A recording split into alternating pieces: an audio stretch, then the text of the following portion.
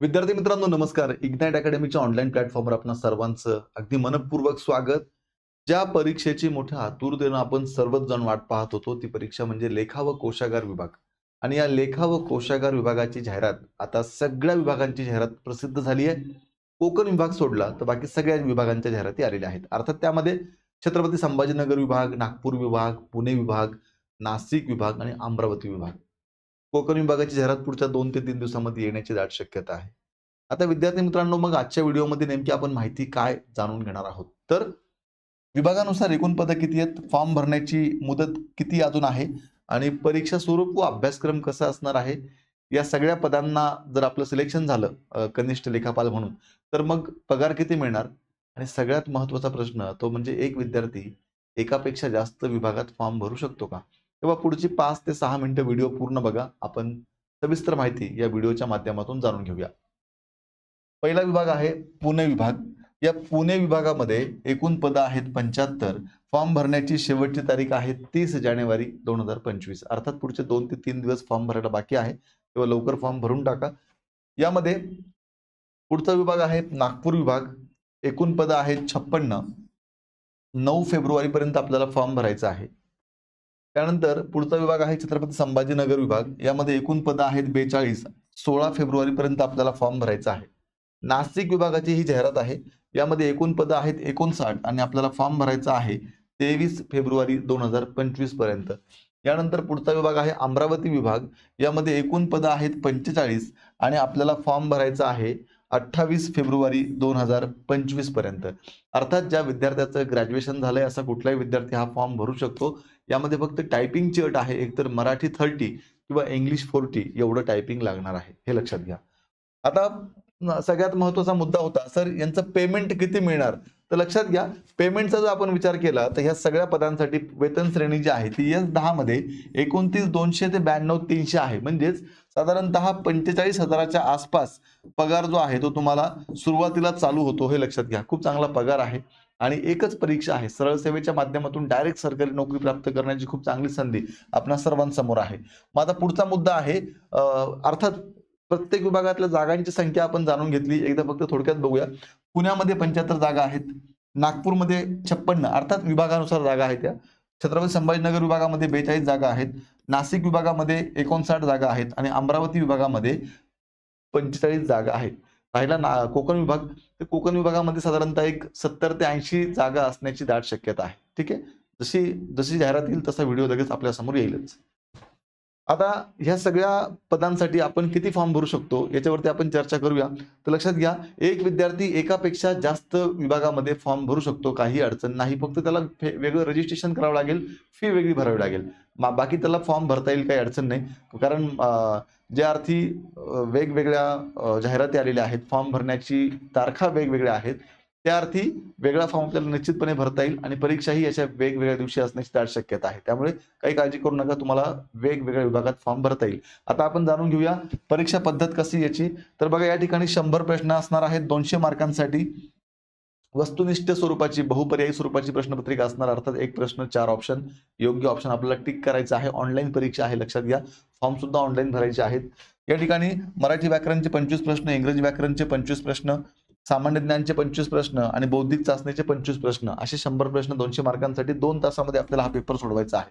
अर्थात मराठीमध्ये सर्वसामान्य शब्दसंग्रह, वाक्यरचना, व्याकरण, म्हणी व वाक्यप्रचार यांचा अर्थ आणि उपयोग, तसेच उत्तरावरील प्रश्नांची उत्तरे. ठीक आहे. त्यानंतर इंग्रजीमध्ये common vocabulary, sentence structure, grammar, use of idioms and phrases and their meaning and comprehension of passage. त्यानंतर सामान्य ज्ञानमध्ये आता मुलांच्या मनात प्रश्न आहे, सर हा पेपर मराठीमध्ये होईल की इंग्लिशमध्ये होईल? त्याचंही उत्तर देतो. आधी हा अभ्यासक्रम समजून घ्या. सामान्य ज्ञानमध्ये काय काय आहे, तर भारतीय संघ राज्य व्यवस्था आहे, भारतीय राज्यघटना, स्थानिक स्वराज्य संस्था, कार्यकारी मंडळ, न्याय मंडळ व विधिमंडळ इत्यादी. आणि मग त्याच्यामध्ये बाकीचे काही उपघटक आहेत त्यांची माहिती या ठिकाणी दिलेली आहे. हा सगळा अभ्यास आपल्याला करायचा आहे. ठीक आहे. यामध्ये मग घटना कशी तयार झाली आणि घटनेच्या प्रस्तावनेमागची भूमिका व तत्वे, घटनेची महत्त्वाची कलमे, ठळक वैशिष्ट्य, केंद्र राज्य संबंध, निधर्मी राज्य, मूलभूत हक्क व कर्तव्य, राज्याच्या धोरणांची मार्गदर्शक तत्वे, शिक्षण, युनिफॉर्म, सिव्हिल कोड, स्वतंत्र न्यायपालिका, राज्यपाल, मुख्यमंत्री, मंत्रिमंडळ, त्यांची कर्तव्य, अधिकार व कार्य, राज्य विधानमंडळाच्या विधानसभा, विधान परिषद व त्यांचे सदस्य, अधिकार व कार्य, कर्तव्य, विविध समित्या इत्यादी. म्हणजेच प्रत्येक विषय आणि त्यात कुठल्या कुठल्या घटकावर प्रश्न विचारले जातील याची माहिती यामध्ये आहे, लक्षात घ्या. त्याच पद्धतीनं आधुनिक भारताचा, विशेषतः महाराष्ट्राचा इतिहास, यामध्ये मग सामाजिक व आर्थिक जागृती, महत्त्वाच्या व्यक्तींचे कार्य, समाज सुधारकांचे कार्य, स्वातंत्र्यपूर्व भारतातील सामाजिक जागृती, वर्तमानपत्रे, शिक्षणाचा परिणाम, स्वातंत्र्यपूर्व काळातील इतर समकालीन चळवळी, राष्ट्रीय चळवळी. त्यानंतर भारताचा व महाराष्ट्राचा भूगोल आहे. यामध्ये अर्थात महाराष्ट्राचा व भारताचा प्राकृतिक भूगोल आहे, मुख्य प्राकृतिक विभाग आहे, हवामान विभाग आहे, हवामानशास्त्र आहे, पर्जन्यमान व तापमान, पर्जन्यातील विभागवार बदल, नद्या, पर्वत, पठार, विविध भूरूपे, राजकीय विभाग, प्रशासकीय विभाग, नैसर्गिक संपत्ती, वने व खनिजे, मानवी व सामाजिक भूगोल, लोकसंख्या, लोकसंख्येचे स्थानांतरण, त्यानंतर त्यांचे उगम आणि इष्ट स्थानावरील परिणाम, ग्रामीण वस्त्या व तांडे, झोपडपट्ट्या व त्यांचे प्रश्न. पुढचा विषय आहे पर्यावरण. बघा, पर्यावरणामध्ये मानवी विकास व पर्यावरण, पर्यावरण पूरक विकास, नैसर्गिक साधन संपत्तीचे संधारण, विशेषतः वनसंधारण, विविध प्रकारचे प्रदूषणे व पर्यावरणीय आपत्ती, पर्यावरण संवर्धनात कार्यरत असलेल्या राज्य व राष्ट्र व जागतिक पातळीवरील संघटना, संस्था इत्यादींची कामं. त्यानंतर सामान्य विज्ञान व तंत्रज्ञान, यामध्ये फिजिक्स आहे, केमिस्ट्री आहे, झूलॉजी आहे, त्यानंतर बॉटनी आहे, दूरसंवेदन, हवाई व ड्रोन छायाचित्रण, भौगोलिक माहिती प्रणाली व त्यांचे उपाययोजन, त्यानंतर माहिती व संप्रेषण तंत्रज्ञान. आता अर्थव्यवस्था, नियोजन, विकास, अर्थव्यवस्था व नियोजन आणि विकास विषयक अर्थशास्त्र, यामध्ये समग्र लक्ष्य अर्थशास्त्र, समग्र लक्ष्य अर्थशास्त्र, वृद्धी आणि विकास, सार्वजनिक वित्त, आंतरराष्ट्रीय व्यापार आणि आंतरराष्ट्रीय भांडवल. भारतीय अर्थव्यवस्था, भारतीय अर्थव्यवस्था, भारतीय अर्थव्यवस्थेची आव्हाने, आर्थिक सुधारणा, भारतीय शेती व ग्रामीण विकास, सहकार, मौद्रिक व वित्तीय क्षेत्र, सार्वजनिक वित्त आणि वित्तीय संस्था, उद्योग व सेवा क्षेत्र, पायाभूत सुविधा विकास, आंतरराष्ट्रीय व्यापार आणि भांडवल आणि महाराष्ट्राची अर्थव्यवस्था. त्यानंतर आहे चालू घडामोडी. चालू घडामोडीमध्ये जागतिक तसेच महाराष्ट्रासह भारतातील चालू घडामोडी. त्यानंतर आहे माहितीचा अधिकार अधिनियम 2005 नवीन बदलानुसार. त्यानंतर बुद्धिमापन चाचणी, यामध्ये सामान्य बुद्धिमापन व आकलन, उमेदवार किती लवकर व अचूकपणे विचार करू शकतो हे आजमावण्यासाठीचे प्रश्न, अंकगणित व सांख्यिकी, यामध्ये बेरीज, वजाबाकी, गुणाकार, भागाकार, दशांश, अपूर्णांक, टक्केवारी इत्यादी. हा समजून घेतला आपण टोटल परीक्षेचा अभ्यासक्रम. मग आता सगळ्यात महत्वाचा मुद्दा आहे की पेपर मराठीमध्ये की इंग्लिशमध्ये. आता लक्षात घ्या, मराठी व्याकरण हे पूर्णपणे मराठीमध्ये असणार, इंग्रजी व्याकरण हे पूर्णपणे इंग्रजीमध्ये असणार. मग राहिलेला जीके जीएस आणि गणित बुद्धिमापन चाचणी जे आहे ते दोन्ही भाषेमध्ये असणार, मराठीमध्ये पण प्रश्न असतील आणि इंग्लिशमध्ये पण प्रश्न असतील, हे लक्षात घ्या. आता विद्यार्थी मित्रांनो, या लेखा व कोशागार विभागाच्या अनुषंगानं इग्नाइट अकॅडमीच्या माध्यमातून ही एक रेकॉर्डेड बॅच लॉन्च करण्यात आलेली आहे. लेखा व कोशागार विभागाचा जो अभ्यासक्रम आहे त्या अभ्यासक्रमावर आधारित ही बॅच आहे, लक्षात घ्या. या बॅचमध्ये संपूर्ण अभ्यासक्रमावरती लेक्चर व्हिडिओ आहेत. महाराष्ट्रातील सर्वोत्तम शिक्षक वृंद या बॅचमध्ये आहेत.